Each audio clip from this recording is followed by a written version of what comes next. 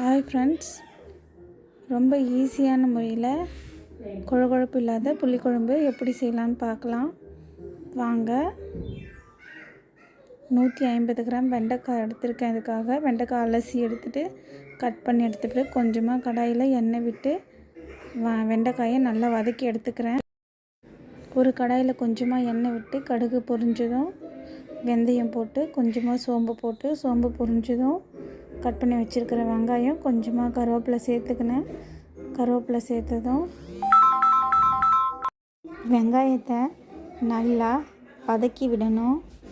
வெங்காயம் நல்லா ப்ரௌன் கலரில் லைட்டாக ப்ரௌன் கலரில் வர வரையும் நல்லா வதக்கி விட்டுட்டு அதுக்கப்புறமா கட் பண்ணி வச்சுக்கிற தக்காளியை சேர்த்துக்கணும். தக்காளி நல்லா வதங்கினதும் கொஞ்சமாக மஞ்சள்தூள் போட்டு ஒரு கிளறிட்டு அப்புறம் பொரிச்சு வச்ச வெண்டைக்காயை சேர்த்துக்கணும். வெண்டைக்காயை சேர்த்து நல்லா கிளறிட்டு தேவையான அளவு உப்பு போட்டுக்கணும். உப்பு போட்டு நல்லா கிளறி விடணும்.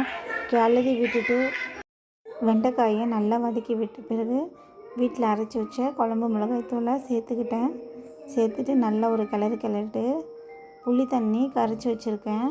அந்த புளி தண்ணியை இப்போ சேர்த்துக்கலாம். கொஞ்சமாக புளி தண்ணி சேர்த்துக்கிட்டு கொஞ்சமாக தண்ணி விட்டுட்டேன். நல்லா கொதிக்க விடணும்.